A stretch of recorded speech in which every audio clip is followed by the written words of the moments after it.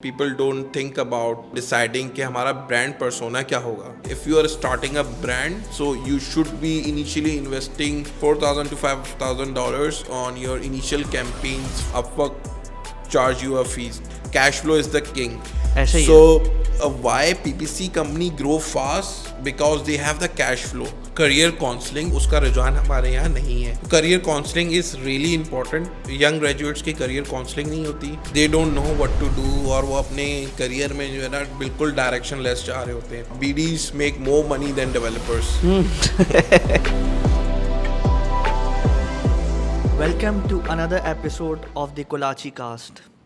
आज हमारे साथ बड़े स्पेशल गेस्ट मौजूद हैं जो कि इनसे तकरीबन 8 इयर्स हो गए हैं एक इंडस्ट्री में साथ रहने में, और यूनिवर्सिटी टाइम्स में इनके साथ मेरी क्लास में ही मौजूद थे. और एक एंटरप्रेन्योरशिप, एक माइंडसेट के साथ इन्होंने माशाल्लाह अपनी कंपनी स्टार्ट की और एक विजन लेकर चल रहे थे कि मुझे ग्रेजुएशन के बाद अपनी डिजिटल मार्केटिंग एजेंसी स्टार्ट करनी है. और उसी को ही साथ लेते हुए उन्होंने आज माशाल्लाह इनकी टीम तकरीबन 60 to 70 टीम मेंबर्स पे मींस काम 60 to 70 टीम मेंबर्स हैं इनके. और माशाल्लाह डिजिटल मार्केटिंग की निश में इन्होंने बहुत सारे ब्रांड्स के साथ काम किया है. और ज़्यादा डिटेल है जो कि मैं उनसे ही सुनना चाहूँगा. आफाक आमिर, कैसे हैं आप? I am good. First of all thank you so much for joining the Kolachi cast. Thanks for having me. Design हेंच के नाम से आप कंपनी रन कर रहे हैं. Exactly. और डिज़ाइन हेंच के बारे में बताएं, डिज़ाइन हेंच करता क्या है? ओके, सो बेसिकली पहले मैं अपना इंट्रोडक्शन देता हूँ. अफाक आमिर, जैसे आपने बताया. I am the CTO and founder of design हेंच. एंड जो डिज़ाइन हेंच basically it provides services to small medium sized businesses to get started in their any market. So कोई भी एक नया बिजनेस लॉन्च करना चाहता है, wherever in the world it is, it can be any small size business, any mid size business. तो उस business को जो इनिशियल सर्विसेज रिक्वायर्ड होती हैं, there we come in. So we provide those initial basic services to a business to get established अपनी online presence के लिए and to get started getting digital business. अच्छा, आपने जब से डिज़ाइन हैंज स्टार्ट की तो उसमें आपने एक स्पेसिफिक निश पे काम किया. बहुत सारी कंपनीज़ हैं. अब जस्ट लाइक के हम यूनिवर्सिटी के टाइम्स पे मींस या तो कोडर मींस एक माइंडसेट बना होता है, या तो आप कोडर बने, अच्छा कोडिंग अच्छी नहीं है तो टेस्टर्स पे चले जाएं, टेस्टिंग नहीं है अच्छा डॉक्यूमेंटेशन पे चले. आपने स्पेसिफिक निश पे रहते हुए काम करा डिजिटल मार्केटिंग पे. उस वक्त बहुत ज़्यादा लोगों को नहीं पता था 2015-16 में कि किस तरीके से डिजिटल मार्केटिंग में काम होता है, ब्रांड कैसे बनाए जाते हैं. तो डिज़ाइन हैंज में अभी आपने बहुत सारे ब्रांड्स के साथ काम किया है, US कस्टमर्स, बहुत सारे यूरोप रीजन्स पे भी काम कर रहा है. किस तरीके से ब्रांड बनाया जाता है फ्रॉम स्क्रैच के सारी चीज़ें आप क्या क्या सर्विसेज प्रोवाइड करते हैं एज अ ब्रांड गाइडलाइंस में कि एक अच्छा ब्रांड किस तरीके से डिनोट करते हैं? अच्छा, फर्स्ट ऑफ ऑल आपका जो फर्स्ट क्वेश्चन था कि when you are in computer science तो आपको ऐसा लगता है कि देर आर लिमिटेड ऑप्शंस. या तो you will go towards development या क्वालिटी एश्योरेंस की तरफ आप जाएं, या तो जो है वो एज अ प्रोजेक्ट मैनेजमेंट की तरफ जाएं. Obviously project management comes after being a developer. तो ऐसा है नहीं. Computer science is a study degree है, ठीक है. And having a computer science degree तो you can there are lots of opportunities. It's not just programming. Being a computer science student, you can become a UI UX designer. Let's talk about UI UX designing. UI UX designing in our computer science course जो हमारी degree होती है उसमें almost I think हर university में ये curriculum में ज़रूर होता है. That is HCI, human computer interaction. It's a course जो पढ़ाया जाता है. तो बेसिकली जब हम कॉम्प्लेक्स सॉफ्टवेयर्स या प्रोडक्ट डिज़ाइन कर रहे होते हैं, so we have to take care of the user experience. तो यूज़र एक्सपीरियंस का जहाँ पे आपको इनिशिएटिव लेना होता है, सो यूज़र एक्सपीरियंस के लिए where it comes a designer जो कि उस चीज़ को इनिशिएट करता है, एग्जीक्यूट करता है. सो यूज़र एक्सपीरियंस को एक normal traditional graphic designer he can not understand that. Having a computer science degree, knowledge how system works, how our architecture works, programming language कैसे work करती है.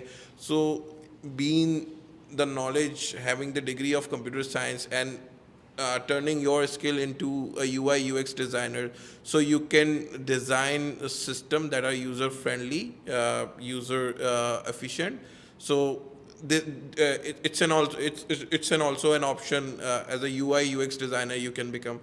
And apart from that, every IT company needs someone to get their sales. So you have the project, आप you are the developer, आप development कर लेंगे, whether it's custom development, .NET, Munstack, CMS में WordPress, Shopify, आप developer बन गए, then you can you can do that.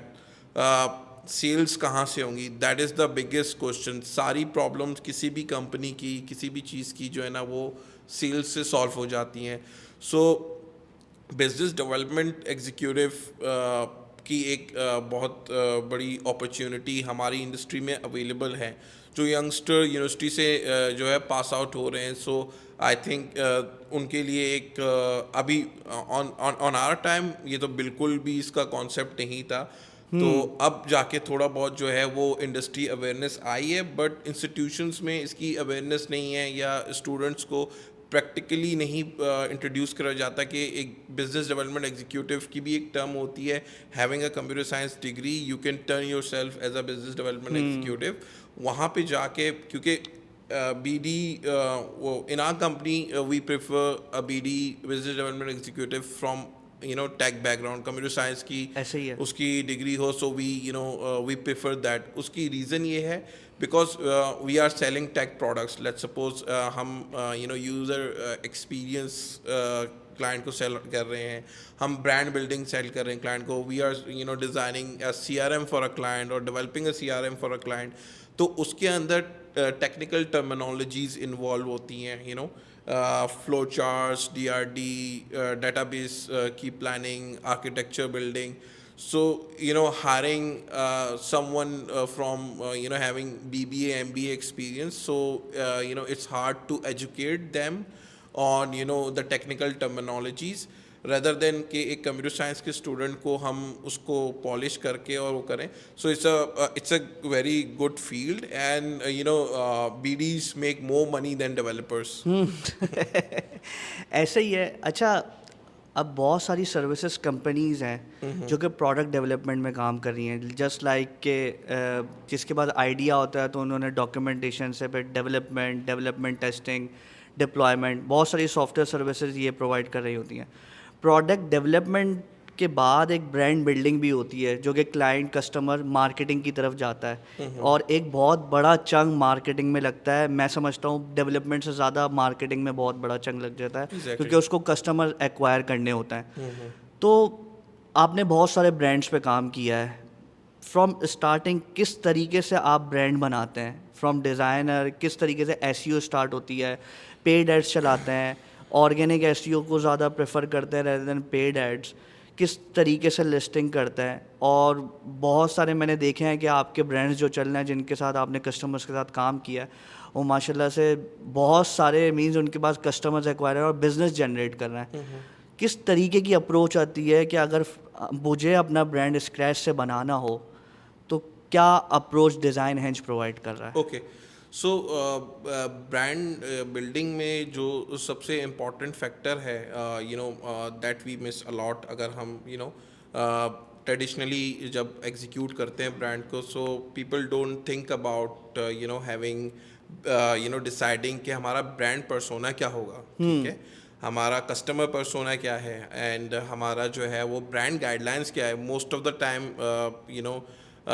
People don't have this thing. ठीक है, उनका होता ही नहीं है. मतलब you whether if it's a US based client or Pakistani client or कहीं का भी हो, तो mostly majority they have a simple logo और they have a just a business idea they want to execute, लेकिन उसके पीछे उनकी जो है वो टेक्निकल वर्किंग नहीं होती. Let's suppose if there is a kid apparel brand, ठीक है, सो किड में it's more female boy oriented और girl oriented. So based on that उनकी ब्रांड गाइडलाइंस क्या होना चाहिए, which colours they want to go into it, क्योंकि colours theory भी मैटर करता है. So it's not that sometimes we take mostly लोग समझते हैं logo design is a very basic thing, या इसकी कोई सिग्निफिकेंस नहीं है या इम्पोर्टेंस नहीं है. It has a very big importance when you are shaping up your brand. तो उसकी सबसे बड़ी importance there is color theory behind it also. Let's suppose mostly you have seen green color is mostly used by NGOs or government organization.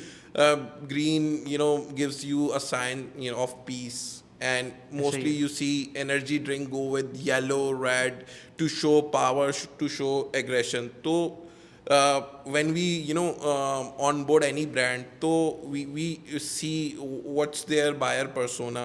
तो उनका buyer persona build होना बहुत ज़रूरी है. तो first thing is you need to decide, ठीक है, हम whether we are a service business or we are a product business, तो हमारा buyer, हमारी audience कौन है, we have to decide our audience.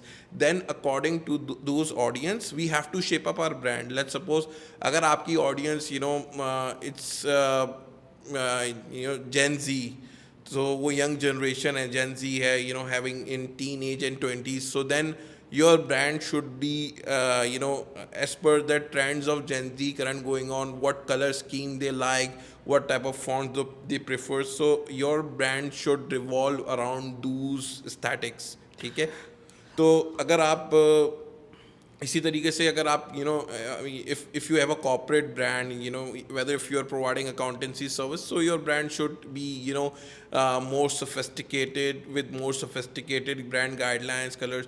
So basically we decide कि उनका buyer persona, brand guidelines how अगर उनकी वेबसाइट लोगो होगा उसमें ये कलर्स होंगे, लोगो की प्लेसमेंट डूज एंड डोंट्स क्या होंगे, कैसे प्लेस करना है, कैसे नहीं प्लेस करना उसको, वेबसाइट की एक बेस आर्किटेक्चर क्या थीम्स होंगे, प्राइमरी कलर क्या होगा, उनके सेकेंडरी कलर्स क्या होंगे, then so on it goes. So entire that company आगे जो है वो ग्रो करती है. So there should be a brand guideline of that company, buyer persona already created from starting, so they can follow rest of their तो life. ये जो brand guidelines है और ये सारी चीज़ें जो आपने अभी बताई हैं, ये ब्रांड मैनेजर डिफ़ाइन करता है और डिजिटल मार्केटिंग का है, क्योंकि हमारे यहाँ एक बड़ा बहुत सारी सॉफ्टवेयर कंपनीज़ हैं जो कि सर्विसेज प्रोवाइड कर रही हैं अपनी डिजिटल मार्केटिंग के एस्पेक्ट से भी, प्रोडक्ट डेवलपमेंट में भी,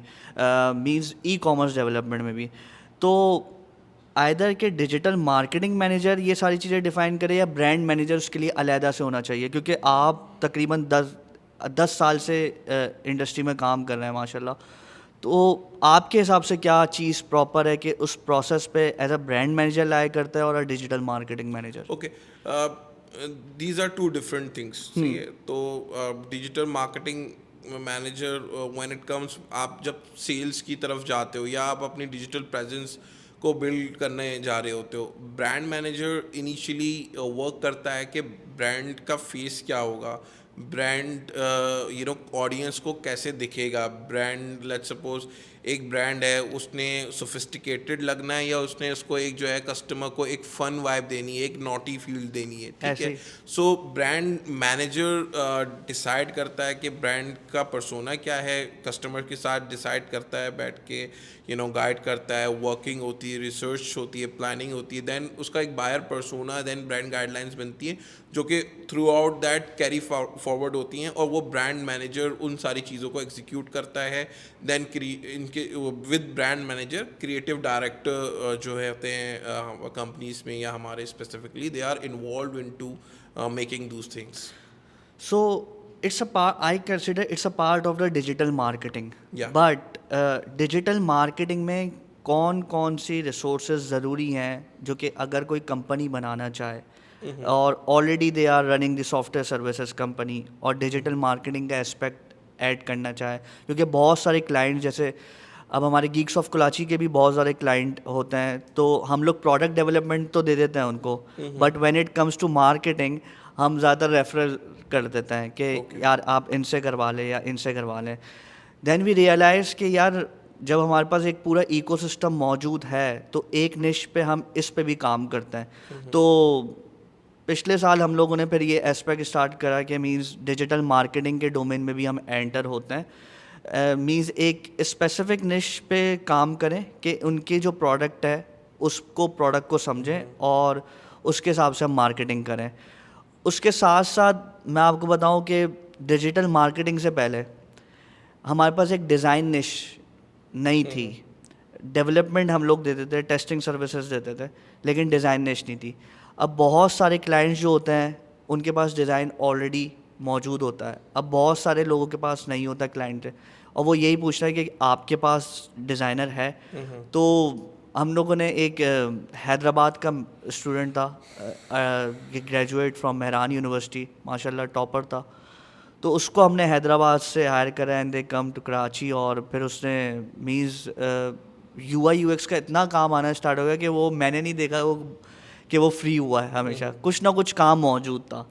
तो मेरा ये क्वेश्चन है कि डिजिटल मार्केटिंग में कौन कौन सी टीम इन्वॉल्व होती हैं, कौन कौन सा रोल एस्पेक्ट है कि इससे आप digital marketing team as a entrepreneur या कंपनी स्टार्ट जिसको भी करनी है वो बना सकता है। ओके, सो डिजिटल मार्केटिंग जैसे मैंने बताया कि जब आपका ब्रांड बिल्ड हो जाता है एंड आपको अपने आप को मार्केट करना होता है, सो डिजिटल मार्केटिंग के अंदर आपके डिफरेंट डोमेन्स आ जाते हैं। डिजिटल मार्केटिंग में you have social media marketing, then you have like Google ads, ठीक है, और भी बहुत सारी फॉर्म्स ऑफ मार्केटिंग जो है वो डिजिटल, जो जितनी भी मार्केटिंग डिजिटली होती हैं that are called digital marketing.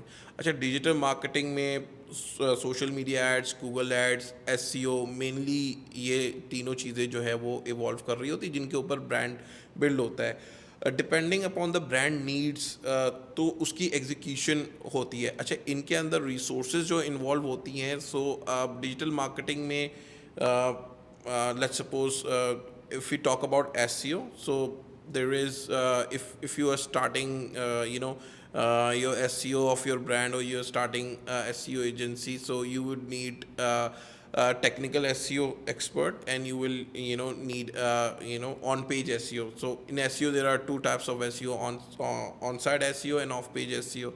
So on site SEO is more mostly catered by any junior SEO executive, mainly what we say it initial optimizing the meta description, meta tags of the website. ये बड़ा basic stages पे काम होता है। Then उसके बाद of page SEO होती है। तो resources can be 2 or 3 for the SEO, जो कि you might hire one resource that can handle both the work, or you can have like 2 resources doing 2 separate jobs. अच्छा, मुझे ये बताएं कि what's the difference between SEO and PPC, क्योंकि मैंने ये देखा है कि बहुत सारे लोग जब अपनी कंपनी स्टार्ट करते हैं एज एन एंटरप्रेन्योर तो वो PPC को ज़्यादा प्रेफर करते हैं, लेकिन एज अ को फाउंडर मैं प्रेफर इसलिए नहीं करता क्योंकि मुझे पता है कि SEO means let brand building करता है, लेकिन अगर आप करते रहो तो ऑर्गेनिक काम करते रहो, कंटेंट जनरेट करते रहो, तो मींस आपको रिजल्ट मिलते हैं। रिजल्ट्स फ़ौरन नहीं मिलेंगे लेकिन लेट मिलेंगे। तो मुझे बताओ SEO और PPC में क्या डिफरेंस है, और अर्ली स्टेजेस में एज एन एंटरप्रेन्योर जब वो ब्रांड बना रहा है तो मींस उसको क्या करना चाहिए?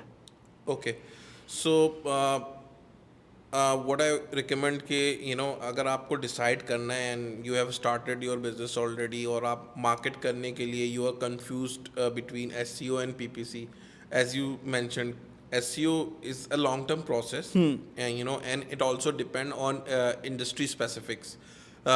If you are positioning yourself, let's suppose you are a accounting firm और आप अपनी SEO कर रहे हो, and if you are competing in US market, so there has to be a lot of competition. A lot of companies would be already there जो कि अपनी SEO कर रही होंगी from years. So for SEO we research that what keyword the business required, ठीक है. फिर उस keywords के ऊपर what is the current competition, ठीक है. So because of the competition, because of there are already brands जो कि एक specific niche के ऊपर अपनी SEO कर रहे हैं on specific keywords, so they are already ranked over there. So going onto that competition, it take times. आपको it can take 3 months, 6 months, 12 months or more than a year or 2 year, depending upon कि जो market है उसका search volume अगर बहुत ज़्यादा है. So there is एक terminology होती है keyword difficulty. Just say, let's suppose I want to rank a keyword accounting firms in New York. So if I want my website to get rank on this keyword, तो फिर मुझे देखना होगा कि already इस keyword की keyword difficulty क्या है. From keyword difficulty I can estimate कि मुझे कितना time लगेगा rank होने में उसमें ना.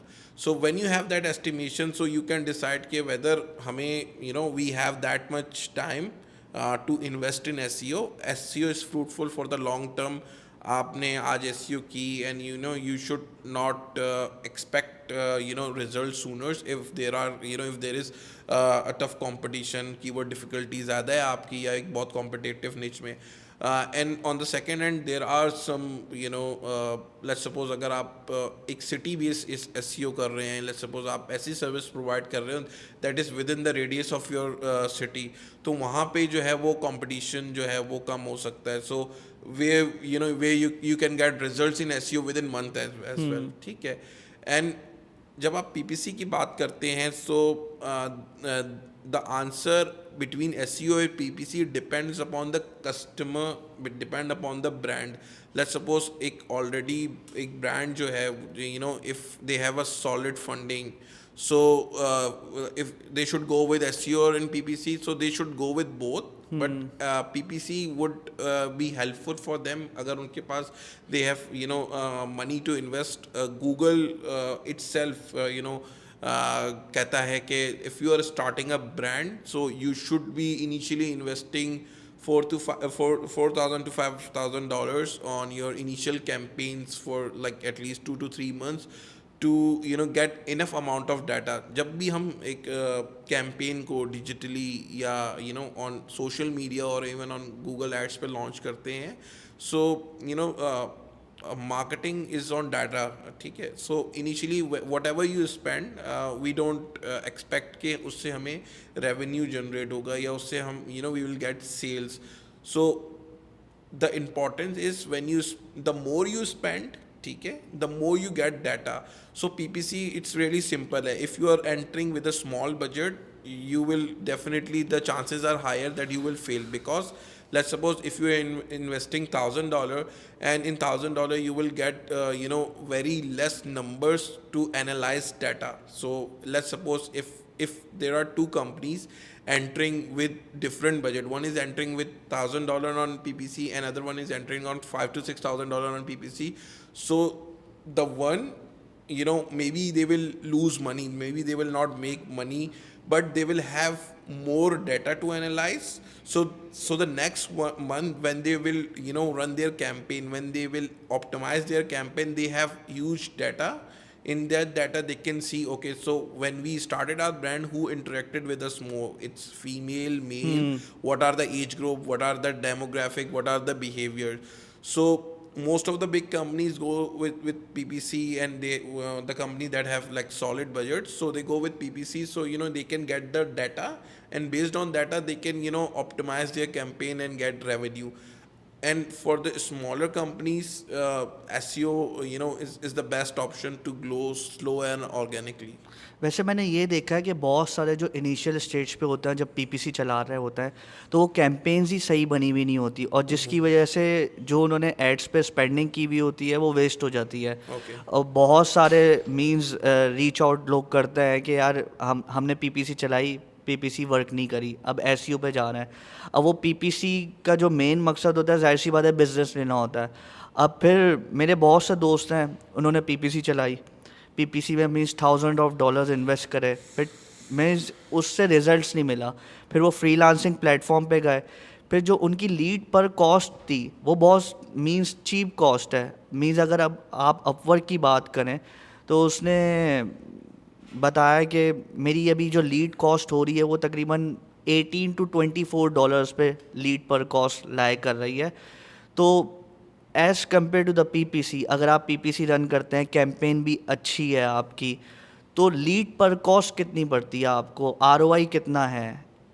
ओके, सो अगर हम अपनी पाकिस्तान की टेक इंडस्ट्री की बात कर रहे हैं, जो पीपीसी रन कर रहे हैं, या वो जो मार्केट प्लेसेस के ऊपर अपनी एजेंसीज को रन कर रहे हैं, जस्ट लाइक अपवर्क हो गया, या जो लोग जो पीपीसी कर रहे हैं, सो ऑब्वियसली लीड कॉस्ट का तो डिफरेंस है। आपको on market places like Upwork, freelancer.com, Guru, people per hour, आपको बहुत चीप में जो है ना, आपको you can get the lead, और वही लीड आपको जो है वो 10x पे जो है वो पीपीसी पे you acquired that lead. But there is a huge difference. Let's suppose if we talk about Upwork, yeah, having an agency on Upwork, so apart from that there are fees involved. Upwork charge you a fees, okay, and then the payment is in their escrow system, so you are not having the money upfront.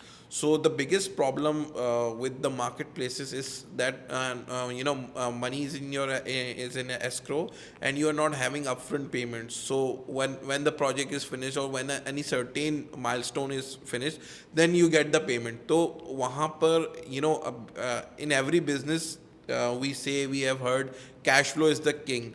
ऐसे ही है। So why PPC company grow fast? Because they have the cash flow. If you are advertising in PPC market your services, clients are directly interacting with your brand. So in Upwork, you have to differentiate the client persona as well. So there are two sets of clients. One client is, you can imagine the client personalities or behavior over there is a client who searches on a Google, let's suppose looking for React.js developer, and he goes to the Upwork, and he want to find a cheap solution. So let's suppose वो लिखता है looking for a React.js developer, he went to some websites जो PPC run कर रहे हैं या organic, they communicate with दूस companies. जब वो कम्युनिकेट करते हैं, सो दे गेट अ कोड, तो उनको maybe if they see the it's pricey, so वही एक क्लाइंट है विद अ लो बजट, या वो एक चीप क्लाइंट है माइंडसेट का, so what will he do, he will go to more cheaper options. तो जब वो अफोर्डेबल फ्रीलांसर्स या अफोर्डेबल React.js या whatever the keyword they try to find out, तो वो हिट करता है, देन वो अपवर्क या freelancer.com जैसी वेबसाइट पे पहुंचता है। Then he goes, he sign ups his account, and then he post the job. फिर वो हंड्रेड्स ऑफ फ्रीलांसर्स को में से जो है ना वो 10 to 15 फ्रीलांसर्स को इंटरव्यू करता है, डिस्कशन करता है, प्राइसिंग देता है। अब वो इतनी कॉम्पिटिटिव हो जाती है market, then you get the project. तो as compared to PPC, if we talk about, तो पीपीसी पे क्लाइंट क्या आ रहा है, अच्छा अब it's client is not yours, ठीक है, आपको लीड तो यू सस्ते में मिल गई, ठीक है, आपको प्रोजेक्ट भी मिल गया, आपका कैश फ्लो भी अपफ्रंट नहीं है, ठीक है, एंड आपको जो सस्ते में लीड मिली है वो भी क्लाइंट अपवर्क का है। As per there regulation you can not take off the client outside the portal. So एक बिजनेस का, एक कंपनी का अपने क्लाइंट्स होना, it's the biggest win.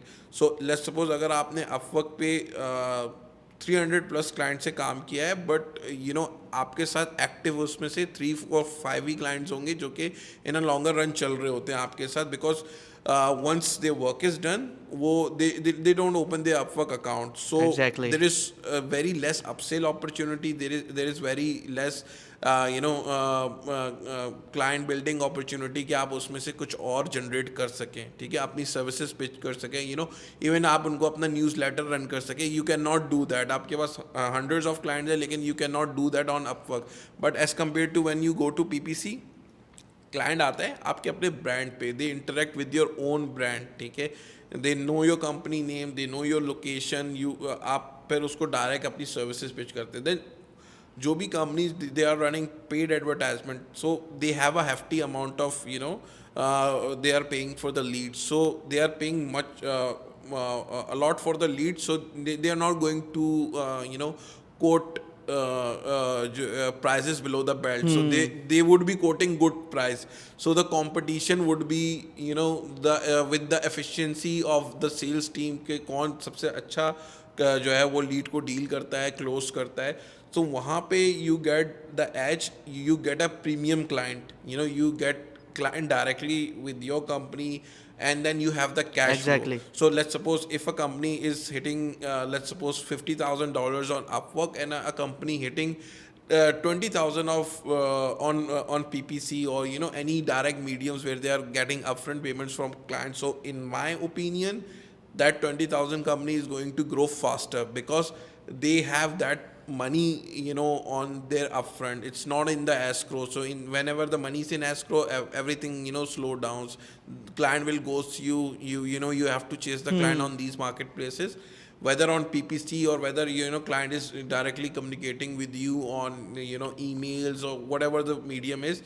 When they are interacting with your brand directly, they have paid you upfront, or they have paid you most of the time the full amount. As per the US rule, people pay you the upfront at least 50%. So when you have that money on upfront, so it's easy to expand things as well, and plus the customer will not ghost you, they will chase you to get the work done. सही। आपने बहुत सारे brands अपने भी design हेंच के under बनाए हैं, जस्ट लाइक लोगो का एक अलहदा ब्रांड है, CRMs पे अभी आप मीन्स एक ब्रांड बना रहे हैं, ई-कॉमर्स पे भी एक अलहदा ब्रांड बना रहे हैं जिस पर काम कर रहे हैं। तो डिज़ाइन एंज is working like an umbrella, और डिज़ाइन एंज इज़ अ पेरेंट कंपनी, और उसके अंदर बहुत सारे ब्रांड्स इन्वॉल्व हैं। उसको किस तरीके से मैनेज कर रहे हैं अभी फ़िलहाल? मीन्स 3 से 4 ब्रांड्स एक ऑलरेडी रन हो रहे हैं डिज़ाइन एंज के अंदर। डिज़ाइन एंज एक खुद आप लोग एक सर्विसेज प्रोवाइडर है, डिजिटल मार्केटिंग, CRMs उसकी किस तरीके से मैनेज कर रहे हैं? कौन कौन सी टीम इन्वॉल्व की है उसको मैनेज करने के लिए? अभी सोशल मीडिया एड्स भी आप चला रहे हैं लोगों के लिए, कि मीन्स एक ब्रांड लोगों का है, तो लोगों की मार्केटिंग किस तरीके से हो रही है, उसकी अपसेल कैसे हो रही है as a social media ads में? Okay. So, in Design Henge, we have different set of brands, ठीक है, and different set of brands के लिए है कि there are different type of audience. Audience clients आपके पास जो है वो different set के होते हैं. So one, let's suppose हम branding की services दे रहे हैं. So for the branding, we from our main brand from Design Henge, we usually charge like in like around $5,000 to $4,000. So there are clients who are willing, they don't have that much budget, so they are willing to pay $1,000 or $15,000. So for that, for our premium brand, we have different set of resources who are highly skilled.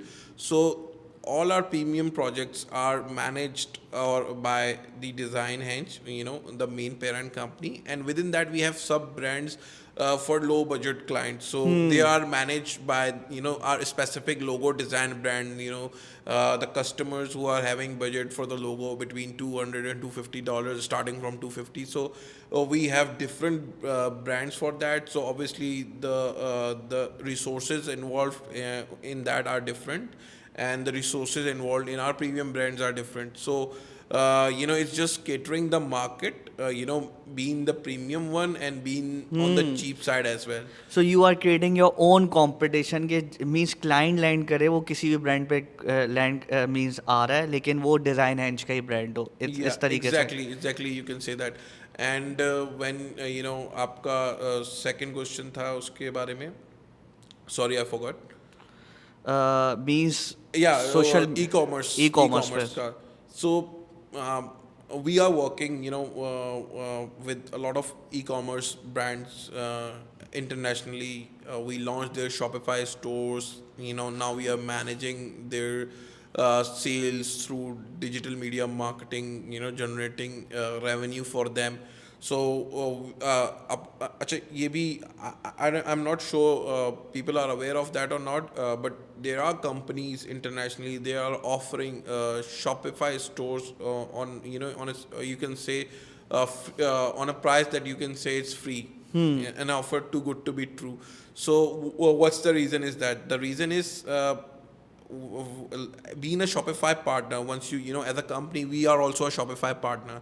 So we are a Shopify partner. So whenever we launch a store, okay, and whenever a client buys a subscription of Shopify through our affiliate link or through our partner program, so for lifetime, on his subscription, we will get a certain amount of percentage for client subscription, from client subscription, and plus whatever the sales he will make, we'll have the a fixed percentage from there as well. So let's suppose if we launch 1,000 plus Shopify stores, and we made them buy the Shopify subscription, plus they are doing their sales, and from them from their sales we are also making money. Shopify is giving this leverage to their partners. So on a base on a passive side, we have this thing as well. So most of the companies right now I see on social media, mainly US company, they are offering Shopify stores for free. So just they can sign up customers for Shopify membership, give them the store service for free, and let's suppose from those thousands of customer, let's suppose any 100 brands, maybe you can take an average, like 100 brand will click and will stay with the Shopify ecosystem for 4 to 5 months, even for the subscription. And let's suppose 50 of them stays in the system for a longer period, and their e-commerce business runs well. So we make, we'll make money passively, so we don't have सही. to do anything, and that we get money from that. Coming back to the CMS development. CMS development में बहुत सारी चीज़ें आ जाती हैं, Shopify, WordPress, Vicks.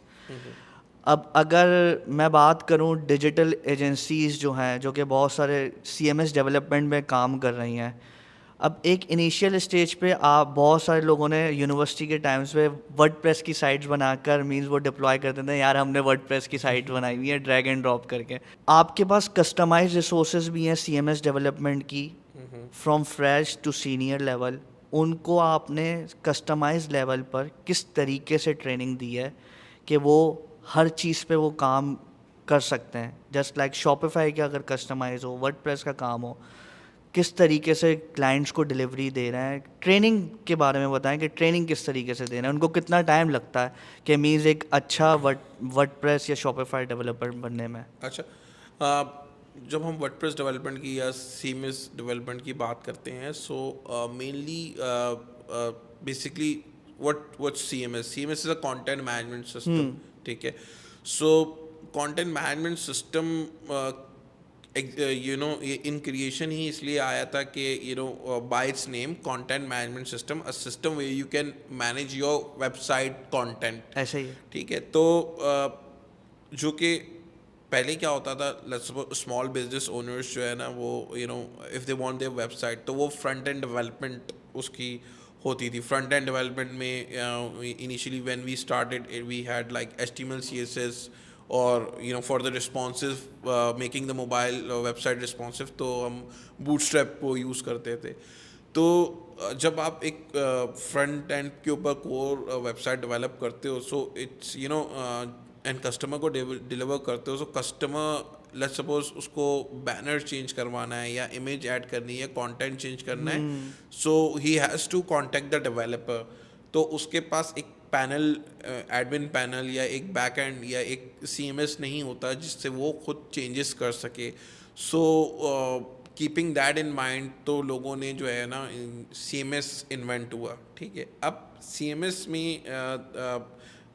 कोई हर CMS जो है ना किसी न किसी एक लैंग्वेज के ऊपर बेस करता है. ऑब्वियसली जो है उसमें बैक एंड इन्वॉल्व होता है. चल what if we talk about WordPress, and WordPress initially was started for blogging. WordPress जो डिज़ाइन किया गया था वो ब्लॉगर्स के लिए डिज़ाइन किया गया था, कि जो ब्लॉगिंग करना चाहते हैं. Then it revolve towards business websites, फिर उसमें प्लगइन्स आए. सो वर्डप्रेस में देयर आर, हम वर्डप्रेस की डेवलपमेंट की बात करें तो there are two three types of developers available for WordPress. एक जो फ्रंट एंड कस्टमाइजेशन करते हैं वर्डप्रेस की, so basically they are the ex front end developer, जो पहले HTML CSS बूटस्ट्रैप उनको आती थी, वो फ्रंट एंड डेवलपर कहलाते थे. So these front end developers now it's very rarely you will found front end developer with a developer having just HTML CSS or bootstrap skills. Now they have evolved towards CMS development. CMS development में WordPress में let's suppose जो front end developer का task होता है, सो UI UX design WordPress पे implement करना through page builder, that is their job. तो वो एक होता है, उनकी जो स्किल्स की लिमिटेशन होती है, they can implement the design, okay, pixel perfect उसको इम्प्लीमेंट करना. तो एक हो गया वर्डप्रेस कस्टमाइजर, डिज़ाइन कस्टमाइजर, जो कि एक्स फ्रंट एंड डेवलपर्स होते थे. एंड सेकेंड लेयर जो आती है वो आती है when it comes to custom theme development. तो custom theme development as WordPress is based on PHP language, तो उसके लिए the resource you would need would be a PHP developer जिसने वर्डप्रेस के सिंटैक्स पे, वर्डप्रेस का कोडेक्स एक framework है उसके ऊपर जो है वो ही has the experience, so he can customize the WordPress backend. ठीक है. Then on the other end there is WordPress plugin developers जो स्पेसिफिकली प्लगइन्स को डेवलप करते हैं. सो मोस्टली मार्केट में जो है वो वर्डप्रेस कस्टमाइजर अवेलेबल हैं. वर्डप्रेस जो हम training, let's suppose if we want to build a plugin या थीम कस्टमाइजेशन करनी है, so we hire PHP developers, then we train them regarding the codex platform, how plugins are formed, WP का जो भी architecture होता है backend का, वो एजुकेट करते हैं. Being a PHP developer, so they can easily pick that up. PHP अगर डेवलपर आप हायर कर रहे हैं और उनको अपने हिसाब से ट्रेनिंग दे रहे हैं, तो कितना टाइम लगता है उस ट्रेनिंग में?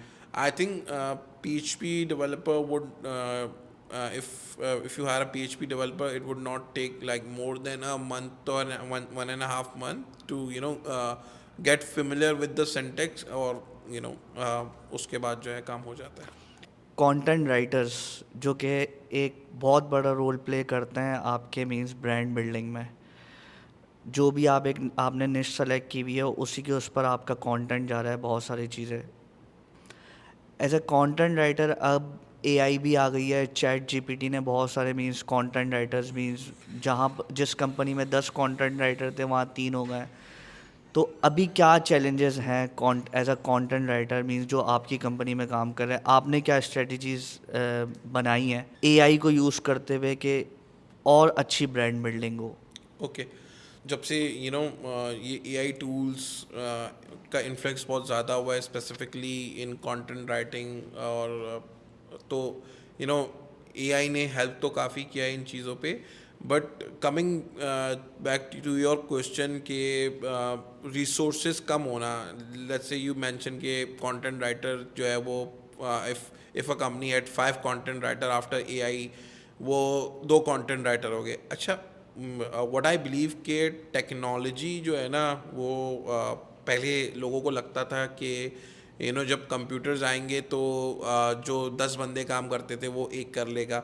बट ऐसा होता है, चीज़ें वो प्रोडक्शन फास्ट हो जाती है, बट उसी कंप्यूटर को चलाने के लिए नई नीड क्रिएट होती है. लेट्स सपोज जब कंप्यूटर इन्वेंट नहीं हुए थे, होने वाले थे, तो पीपल हैड द फेयर कि दे विल बी रिप्लेस्ड.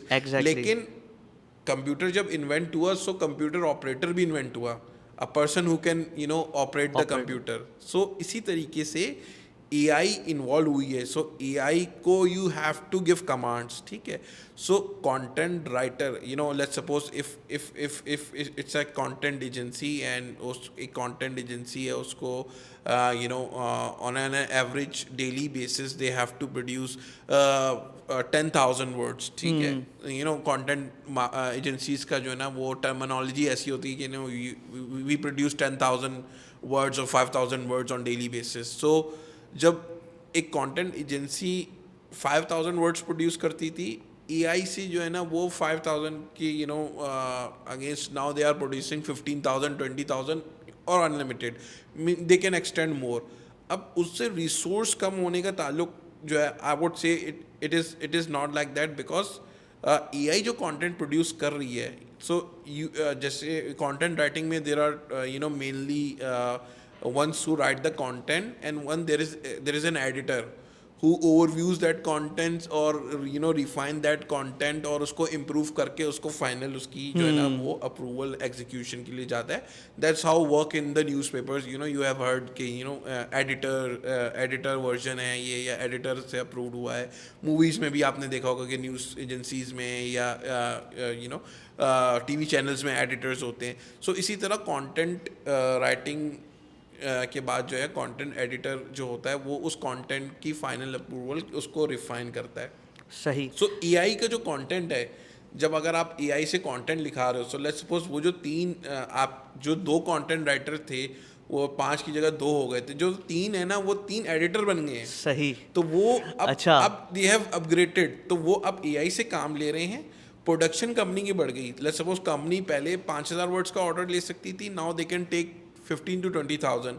अब एआई जो कंटेंट लिख रही है उसको एआई को प्रॉम्प्ट देनी पड़ती है, you have to give prompt. तो हर बार वो प्रॉम्प्ट चेंज होनी है. प्रॉम्प्ट इंजीनियर्स की हमें ज़रूरत होगी. अब प्रॉम्प्ट हैविंग, आप लेट्स सपोज अगर आप डेवलपर हैं, आप Node.js डेवलपर हैं, so you would be more familiar giving prompts on for the programming.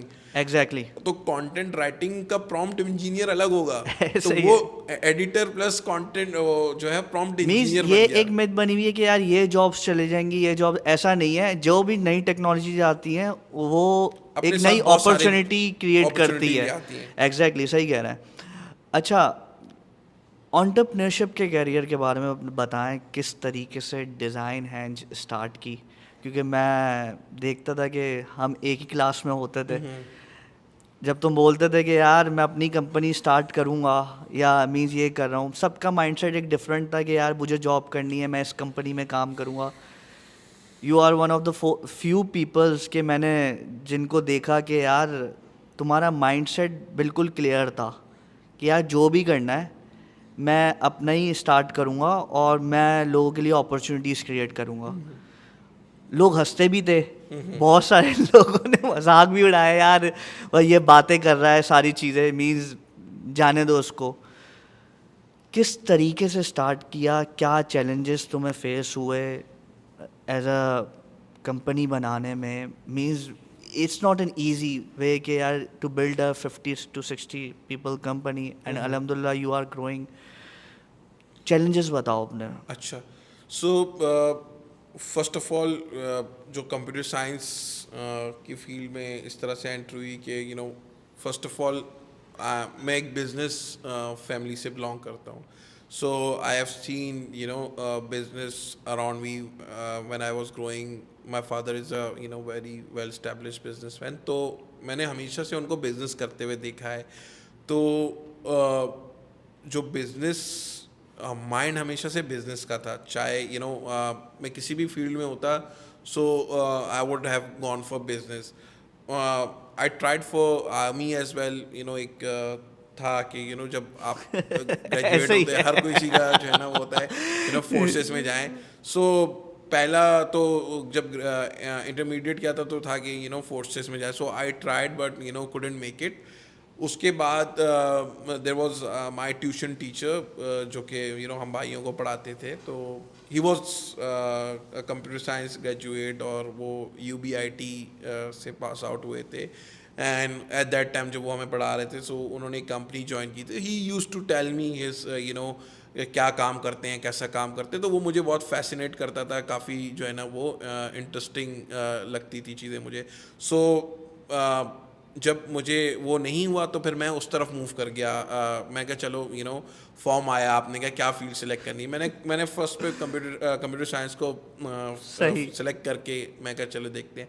अच्छा, जब मैं एंटर हुआ कंप्यूटर साइंस में शुरू के 2-3 सेमेस्टर तो मुझे कुछ समझ भी नहीं आया कि ये हो क्या रहा है. मतलब प्रोग्रामिंग क्या है, डाटा टाइप क्या है, इंटीजर, और ये बिल्कुल. अच्छा, मुझे याद है कि बाउंसर जा रहे थे जब भी प्रेजेंटेशन का टाइम होता था ना, तो you were the first one two present के जब एक ग्रुप हमारा बनता था कि यार 4 टीचर्स होते थे, 4 बंदों का एक आप ग्रुप बना लें और उस पर आपको प्रेजेंट करना है कि ये presentation.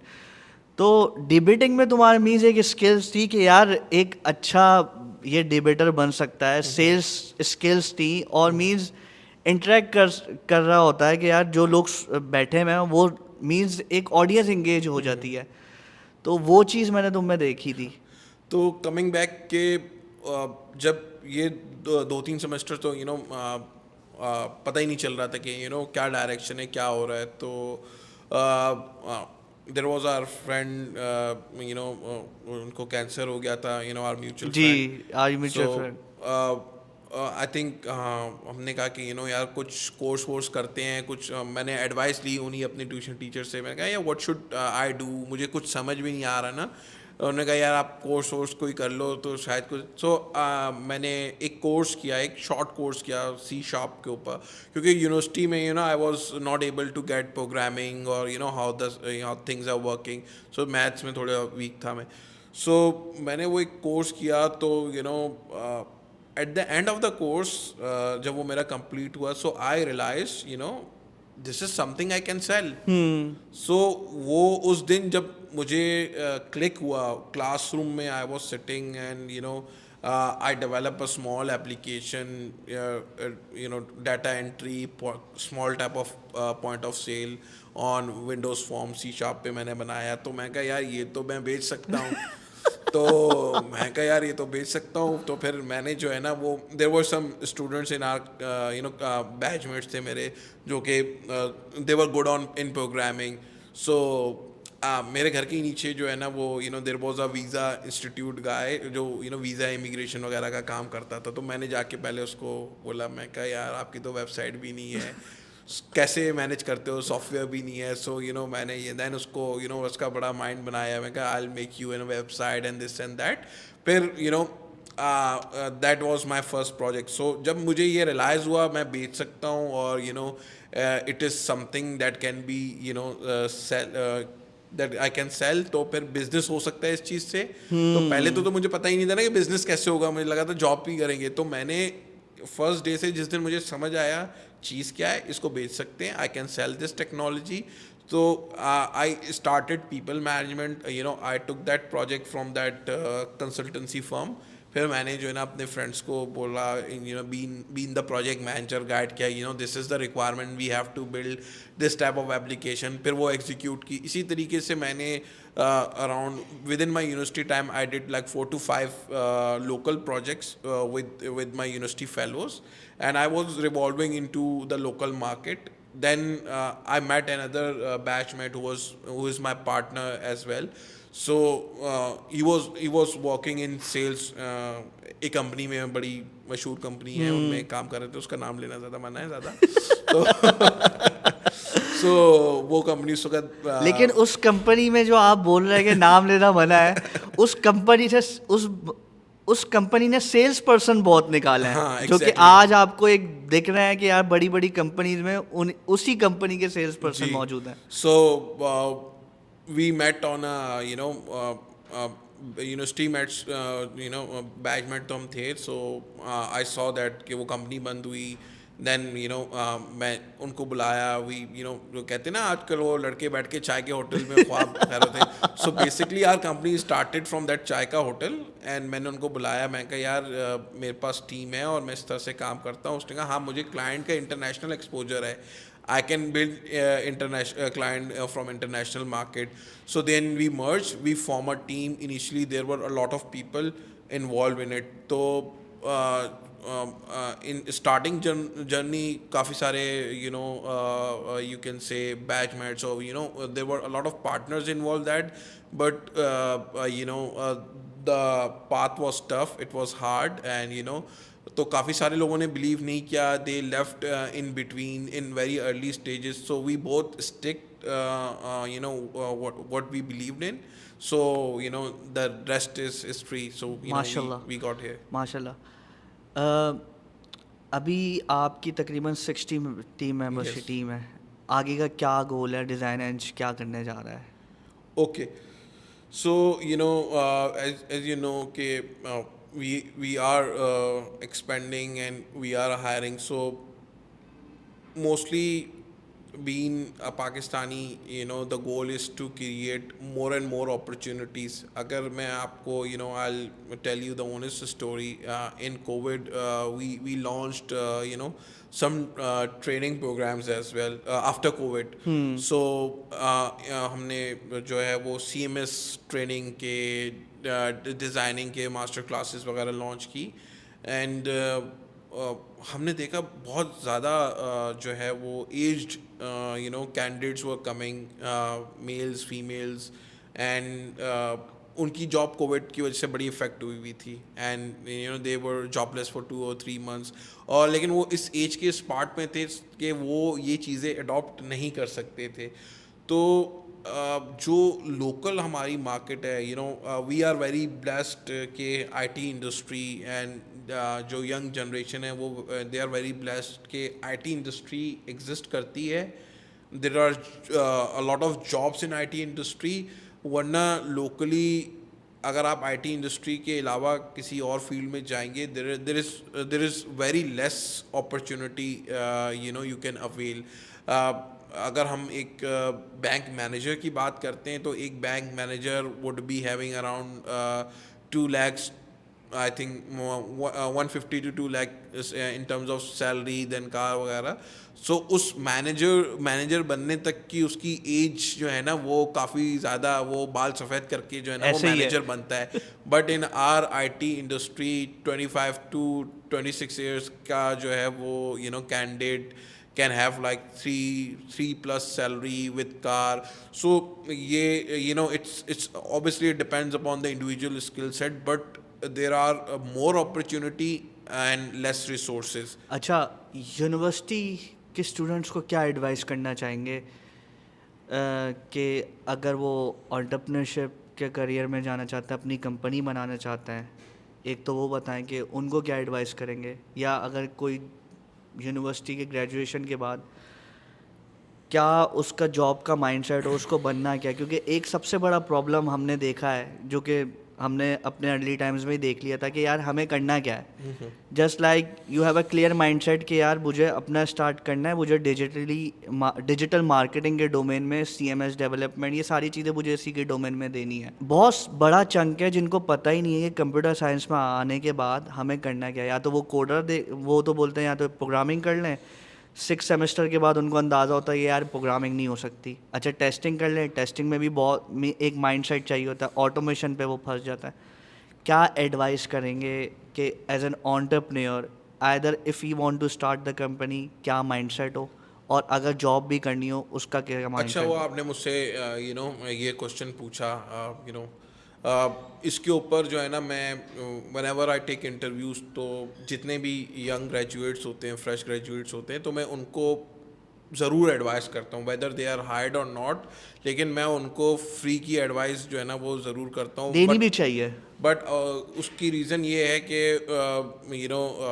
What I think career counselling जो है वो उसका रुझान हमारे यहाँ नहीं है.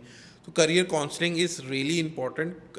यंग ग्रेजुएट्स की करियर काउंसलिंग नहीं होती, they don't know what to do और वो अपने करियर में जो है ना बिल्कुल डायरेक्शन लेस जा रहे होते हैं. तो हमारे टाइम पे भी करियर जो है ना काउंसलिंग नहीं थी एंड अगर अगर करियर काउंसलिंग होती so we would have grow more faster अगर हमें मेंटोरशिप मिलती. सो my advice to fresh graduates जो पास आउट हो रहे हैं या एंटरप्रेन्योरशिप पे जाना चाहते हैं तो मैं उनको ये रिकमेंड करूँगा कि देखें एंटरप्रेन्योरशिप की जर्नी जो होती है ना इट्स नॉट ईजी. ठीक है.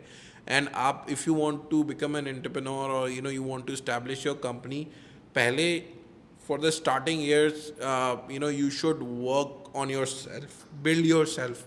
Building yourself means gain corporate experience. ठीक है. आप you go touch the tech side. ठीक है. आप टेक में been a programmer been a developer आप काम करें. ठीक है. आप मैनेजमेंट में काम करें क्योंकि आप एटलीस्ट अगर 3 to 4 years of experience in field लेके then when you will form your company you will grow very fast. अगर मुझे वो चीज़ें पता होती या मुझे कोई बता देता कि ये गलतियाँ नहीं करनी, ये ऐसा काम ऐसा नहीं करना, तो I would have grown, you know, our company would have grown more faster. सो गिर के जो है ना बंदा सीखा हुआ जो बताता है तो उससे यू नो यू माशाल्लाह. Can grow early. So thing is that आप पहले मार्केट का एक्सपीरियंस लें, ठीक है. एंटरप्रेन्योरशिप पे पहले जाना इज़ वे टू रिस्की, क्योंकि बहुत सारे ग्रेजुएट्स होते हैं जिनका जो है वो financially they are not stable, ठीक है. उनको फाइनेंशियली जैसी पास आउट होने के बाद देयर पेरेंट्स आर एक्सपेक्टिंग कि वो जो है जॉब पे लगेंगे और they will start contributing. Thank you so much, Afaq. It was really a fruitful discussion with you. माशाल्लाह जो आप कर रहे हैं समझता हूँ कि जो देखने वाले हैं वो आपसे ज़रूर सीखेंगे जो एडवाइसेस है.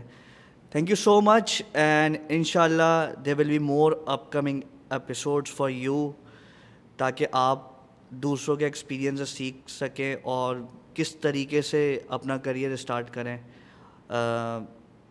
ताकि आगे भी दूसरों के लिए रहनुमाई भी कर सकें और दूसरे भी आप लोगों से मींस अगर आप आफाक या दूसरे भी जिस तरीके से जो कंपनी चला रहे हैं उनसे सीख सकते हैं.